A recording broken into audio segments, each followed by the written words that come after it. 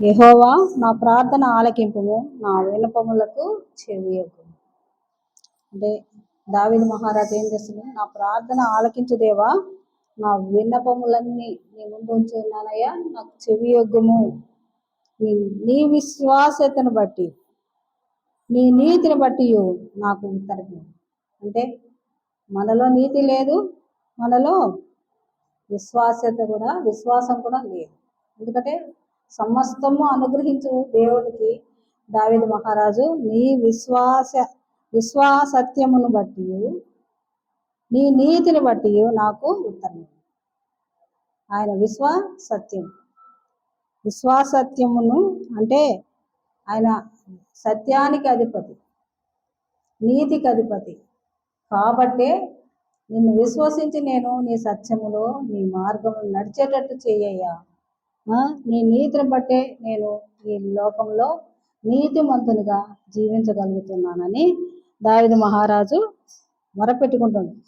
ఉత్తరమిమ్ము, నాకు ఉత్తరమిమ్ము అంటున్నాడు. అంటే ఆయన నీతిని బట్టే నాకు ఉత్తరమిమ్ము అంటున్నాడు.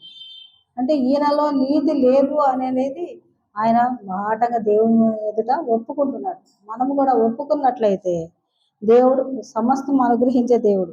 నీ సేవకునితో వ్యాజ్యమాడకుము, సజీవులలో ఒకడును నీ సన్నిధి నీతిమంతుడుగా ఎంచబడడు. ఎందుకంటే నీ సేవకులతో వ్యాజ్యమాడకు అంటే దేవుడు వ్యాజ్యమాడిన, త్రోసివేసిన, మనల్ని తీసివేసిన మనము పనికి రాకుండా పోతాం.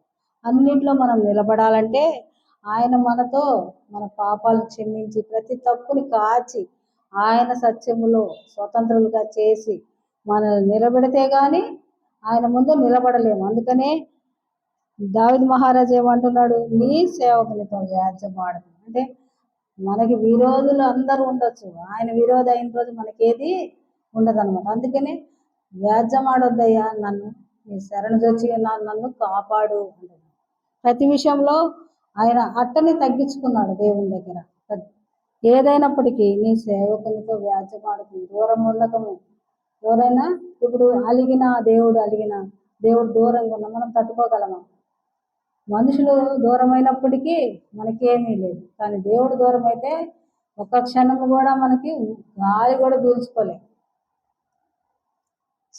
మనుషులు ఎంతసేపు సహాయం చేస్తారు? వాళ్ళకి ఇష్టమైనప్పుడు చేస్తారు. కానీ ఎల్లప్పుడూ కాచి కాపాడే దేవుడు పగలనక రాత్రనక ప్రతి విషయంలో మనల్ని ఆదరించి, సేదతీర్చి, ప్రేమించి తన హక్కును చేర్చుకొని నెమ్మదినిస్తున్న దేవుడు. అందుకనే సజీవులలో ఒకడును నీ సన్నిధి నీతిమంతుడుగా ఎంచబడడం. బ్రతికున్న వారిలో ఎవ్వరు నీతిమంతుడు ఒక్కడు లేడు అనే దేవుడు ముందే సెలవిచ్చాడు. అందుకనే సజీవుల్లో ఒక్కడునో నీ సన్నిధిని నీతిమంతుడిగా ఎంచబడ్డాడు అని దావీదు మహారాజు కూడా తెలుసుకున్నాడు.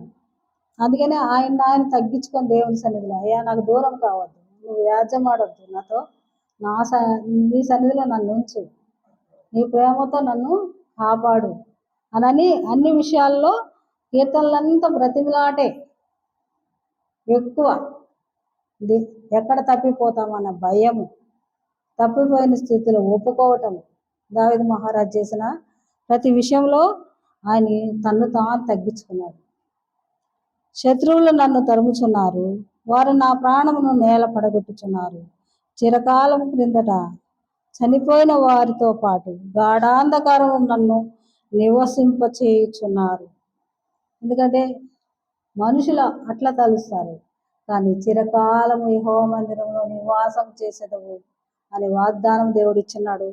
గాఢాంధకారంలో నివసించిన అపాయం నీకేది రాదని అభయం ఇచ్చున్నాడు. కాబట్టి ఇక్కడ శత్రువులు నన్ను తరుముచున్నారయ్యా, వారు నా ప్రాణమును నేల పడగొట్టుచున్నారు. వాళ్ళంతా గాఢాంధకారానికి గురి చేయాలని చనిపోవాలని కోరుకుంటున్నారు. కానీ దేవుని జ్ఞాపకం చేస్తూ ప్రార్థిస్తున్నాడు దావీదు మహారాజు. కావున నా ఆత్మ నాలో కృంగి ఉన్నది, నాలో నా హృదయము విస్మయం ఉంది. ఎందుకంటే దేవుని కాపుదలకి విస్మయం ఒక పక్క, ఏమీ లేనప్పుడు ఆయన పోషింపబడుతున్నాడు. అక్కడ గుహలో తప్పించబడుతున్నాడు, ప్రతి దాని నుంచి రక్షిస్తున్నాడు. కాబట్టి ఆయనకి విస్మయం కలుగుతుంది. కావున నాలో నా ఆత్మ కృంగి ఉన్నదంట. ఆత్మ కృంగినప్పుడు ఇంకా బలహీన పడతారన్నమాట. శరీరం బలహీనమే కానీ ఆత్మ స్థిరమైంది అంటారు దేవుడు. కానీ ఆత్మే కృంగుతుంది, అయ్యా నేను ఇంకా తట్టుకోలేని స్థితి నాలో ఉంది, నువ్వు నా చెంతకొచ్చి సహాయం చేయకపోతే నేను నిలబడలేను, నువ్వు నా పక్షంగా విరోధమైతే నేను నిలబడలేను, ప్రజలంతా విరోధులైనా, ప్రజలంతా యుద్ధం చేసిన, ప్రజలంతా హాని తలపెట్టినప్పటికి కూడా నువ్వు నా పక్షంగా ఉండాలని దేవుడి సన్నిధిలో దావీదు మహారాజు మొరపెట్టుకుంటున్నాడు. పూర్వ దినములు జ్ఞాపకం చేసుకొనిచున్నాను, నీ క్రియలన్నీ ధ్యానించుచున్నాను, నేను నీ చేతుల పని యోచించుచున్నాను. ఎందుకంటే దేవుడు దావీదుని ఎక్కడి నుంచి ఎక్కడికి తీసుకొచ్చాడు. గొర్రెల కాపరిగా ఉన్న దావీదుని మహారాజునుగా చేశాడు. అవన్నీ యోచించుకుంటూ పూర్వ దినాలన్నీ జ్ఞాపకం చేసుకుంటున్నానయ్యా, నీ క్రియలన్నీ ధ్యానిస్తున్నాను, నేను నీ చేతుల పనిని యోచించుతున్నాను. అంటే ఏది మర్చిపోలే, దేవుడు చేసిన సహాయము ఏది దావీదు మహారాజు మర్చిపోలే. ఇచ్చిన వాగ్దానాలన్నిటిని జ్ఞాపకం పెట్టుకొని ఆయన దేవుణ్ణే కేవలం స్తుతిస్తున్నాడు. నీ తట్టు నా చేతులు చాపుచున్నాను, ఎండిపోయిన భూమి వలె నా ప్రాణం నీ కొరకు ఆశపడుతుంది. అంటే వర్షం కోసం భూమి ఎండిపోయిన నెరలు విడిచిన భూమిలాగా ఆయన స్థితి ఉందన్నమాట. ఆరోగ్య స్థితి కానీ ప్రతి పరిస్థితి కానీ ఆ విధంగా ఉంది. అందుకనే ఎండిపోయిన భూమి అనేది పోలుస్తున్నాడు. అంటే నిరాశ, నిస్పృహ ఇంకా ఏమి లేదు, శరీరం కూడా కృషించిపోయింది, ఆత్మ కూడా క్షీణిస్తుంది. అందుకనే దేవునికి నీ తట్టు నా చేతులు చాపుతున్నాను, ఎండిపోయిన భూమి వల్లే నా ప్రాణం నీ కొరకు ఆశపడుచున్నది. ఆయన ఎండిపోయినప్పటికి కూడా ఆశతో ఆయన వైపే, దేవుని వైపే చూస్తున్నాడు దావీదు మహారాజు. ఎందుకంటే సహాయం చేయగల సమర్థుడు ఒక్కడే, ఆశ్రయం ఇచ్చేవాడు ఒక్కడే, అన్ని బాధలు వచ్చిన తప్పించేవాడు ఒక్కడే అని దావీదు మహారాజు తెలుసుకున్నాడు. కాబట్టి ఇక్కడ ఆయనతో నీ తట్టు నా చేతులు చాపుచున్నాను అంటున్నాడు. యెహోవా నా ఆత్మ క్షీణించుచున్నది, త్వరగా నాకు ఉత్తరమిమ్ము. అంటే ఆలస్యం చేయొద్దయ్యా, ఇంకా పరీక్షించినా నేను తట్టుకోలేని స్థితి. ఒకవేళ పరీక్షకు కూడా దేవుని పరీక్షించిన, మనుషులకు అప్పగించిన, నేను తట్టుకోలేనయ్యా, ఇంకా నా స్థితి ఆ విధంగా ఉంది. అందుకని యెహోవా నా ఆత్మ క్షీణించుచున్నది, త్వరగా నాకు ఉత్తరమిమ్ము. నేను సమభూమిలోనికి దిగువాని వలె కాకుండానట్లు నీ ముఖమును నాకు మరుగు చేయకము. ఏమంటున్నాడు? త్వరగా నాకు ఉత్తరమిమ్ము, నేను సమాధిలోనికి దిగువారి వలె కాకుండానట్లు నీ ముఖమును నాకు మరుగు చేయకము. అంటే ఆత్మబలం అంటారు. శరీరము క్షీణించినప్పుడు ఆత్మబలంతో చాలా పోరాడతారు మనుషులు, ఎందుకంటే అది దేవుని బలం కాబట్టి. జీవాత్మ ఊదగా అంటారు కదా దేవుణ్ణి, ఆ జీవాత్మ మనలో ఉంటుంది కాబట్టి ఆత్మ బలం అనేది మనల్ని బలపరుస్తుంది ప్రతి విషయంలో. శరీరం బలహీన పడినప్పుడల్లా ఆ ఆత్మ బలం ఇంతవరకు ఆయనలో నిలిచింది, ఆ ఆత్మ బలం కూడా క్షీణిస్తుంది. అబ్బా నాకు త్వరగా ఉత్తరమిమ్ము అని దేవుణ్ణి అడుగుతున్నాడు అనమాట. నీ ముఖమును నాకు మరుగు చేయకము, నీ యందు నేను నమ్మిక ఉంచి ఉన్నాను. ఉదయమున నీ కృపావార్తను నాకు వినిపింపుము. నీ వైపు నా మనసు నేను ఎత్తుకొనిచున్నాను, నేను నడవవలసిన మార్గము నాకు తెలియచేయము. ఎందుకంటే నువ్వు ఇప్పుడు దిగువచ్చి నాకు మార్గం చూపించకపోయినా, ఆలోచన చెప్పకపోయినా, సహాయం అందించకపోయినా నేను ఇంకా బ్రతకనయ్యా అన్న ఉద్దేశము దేవునికి తెలియపరుస్తున్నాడు దావీదు మహారాజు. అందుకని నా ఆత్మ నాలో క్షీణించిందయ్యా, త్వరగా ఉత్తరమిమ్ము. సమాధిలోనికి అంటే ఇంకా శరీరం కృషించిపోయింది, సమాధిలోనికి పోయేదానికి సిద్ధంగా ఉన్నాడు దావీదు మహారాజు. అటువంటి స్థితిలో మొరపెడుతున్నాడు. ఎవరిని? ఏ తిండి ఆశించలే, ఈ తిండి ఏదైనా తింటే బతుకుతానేమో అనే ఆశ ఆయనలో లేదు, దేవుని వైపే చూస్తున్నాడు. ఉదయమున నీ కృపావార్తను నాకు వినిపింపుము, నీ వైపు నా మనసును నేను ఎత్తుకొనిచున్నాను, నేను నడవలసిన మార్గము ఏదో నాకు తెలియపరచేయాలి, అప్పుడే నేను జీవించగలను అనే ఉద్దేశం ఇక్కడ దావీదు మహారాజు చూపిస్తున్నాడు. అంటే దేవుని యందే నమ్మిక ఉంచాడు. నీ యందు నమ్మిక నేను నమ్మిక ఉంచి ఉన్నాను. అంటే దేవుడు ఏదైనా చేయగల సమర్థుడు, నన్ను పోషించగలడు, జీవింపజేయగలడు అని ఆయనకి నమ్మిక మాత్రం ఉంది కాబట్టి దేవుణ్ణి మొరపెడుతున్నాడు, స్తుతిస్తున్నాడు.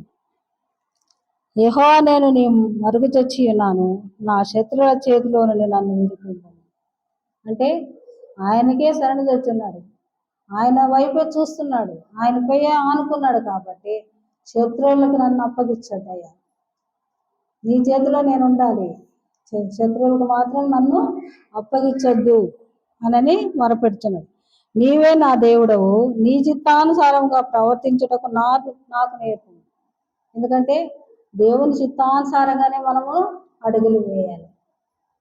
ఏ ఆపద వచ్చినా, కష్టం వచ్చినా, నష్టం వచ్చినా దేవుని వైపు చూసి ఆయన ఆలోచన చొప్పున, ఆయన చెప్పిన ఆజ్ఞ చొప్పున మనం అడుగు వేయాలి. కానీ మన ఇష్టానుసారంగా అడుగు వేయాలి. అప్పుడే శత్రువు మనల్ని దాడి చేస్తుంది, మనల్ని వశం చేసుకుంటుంది. మన విషయంలో కూడా సాతాను ఎప్పుడైనా మనం బలహీనపడ్డామా, దేవుని వైపు చూడకుండా పరిస్థితుల వైపు చూసామా, అది స్వాధీనం చేసుకుంటుంది, మనం లాస్ట్ వరకు నాశనం చేస్తుంది.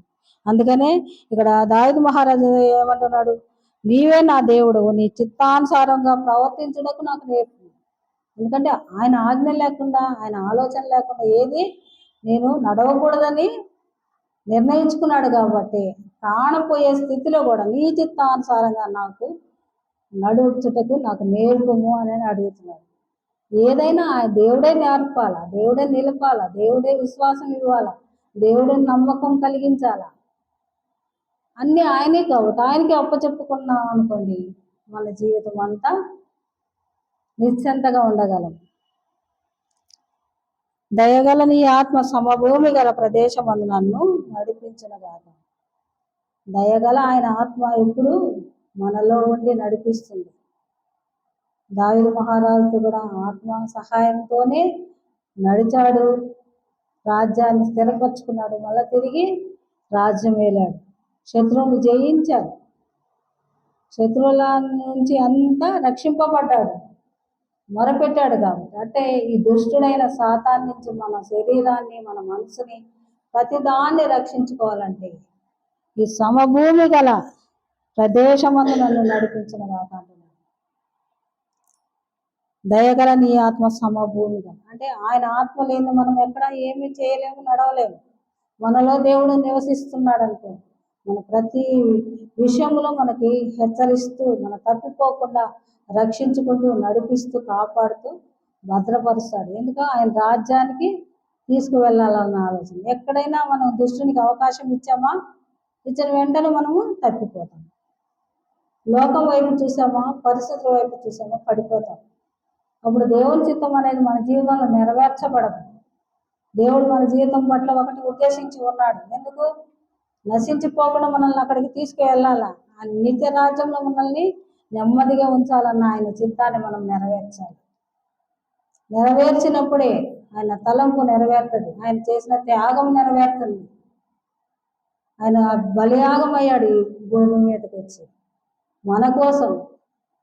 ఆయన రక్తమంతా చిందించాడు. అదంతా నెరవేర్చబడాలంటే దుష్టునికి మనం చిక్కకుండా దేవుని ఆత్మతో మనం నడిపించబడాలి.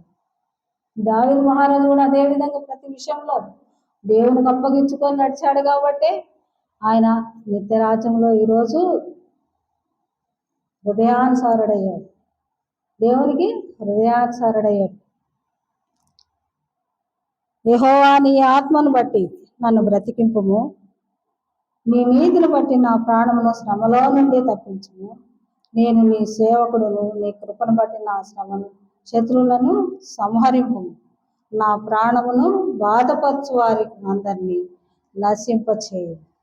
దేవునికి అప్పగిచ్చేసాడు అనమాట ప్రతి పరిస్థితి.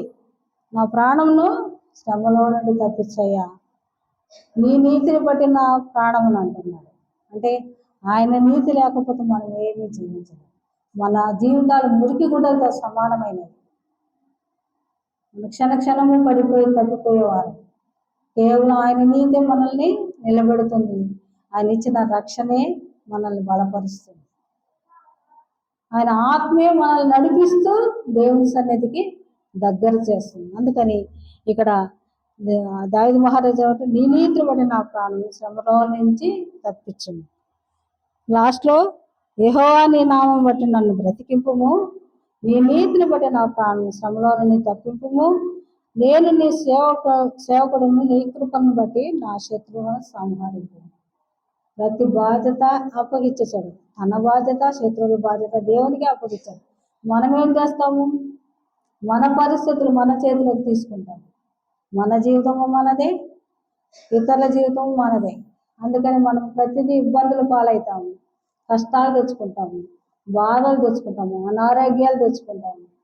అందుకనే దేవునికి అప్పగించుకున్నప్పుడు దేవుడు నెమ్మదిగా ఉంచుతాడు, మన ఆత్మని నెమ్మదిగా ఉంచుతాడు, మన ప్రాణాన్ని కాపాడుతాడు, మన సంరక్షిస్తాడు, పోషిస్తాడు, ఆయన నిరీక్షలో నిలబెడతాడు, విశ్వాసంలో ఎదిగేటట్టు చేస్తాడు. అన్నీ బలపరచువాడు ఆయనే. నా ప్రాణమును బాధపరచువాడిని అందరినీ నశింపచేయదు. దుష్టుని ఏ రోజుకైనా నాశనం తప్పదు. దాన్ని దేవునికి అప్పచెప్పాలి. దాని కొమ్ములు విరగొట్టేవాడు, దాని కూరలు పీకేవాడు దేవుడే కాబట్టి. అయ్యా, నా మీద దుష్టుని ప్రభావం ఉండకూడదు. నేను నీ సొత్తు, నీ బిడ్డను, నీ రక్తం ద్వారా నేను కడగబడ్డాను కాబట్టి నా సర్వ హక్కులు నీవే. నీ చిత్తానుసారంగా నా జీవితం ఉండాలి. నన్ను బలపరిచి నడిపించు నీ ఆత్మ ద్వారా అని చెప్పి మనం దేవునికి అప్పగించుకున్నప్పుడు దావీదు మహారాజు లాగా మనం నిశ్చింతగా ఉండగలమండి. అదే మన సంఘం నేర్చుకోవాల్సిన ఈ పాఠము. దేవుడి కృపగల వాక్యం దీవించబడింది. స్థుతి ఆరాధనలోకి వెళ్దామండి.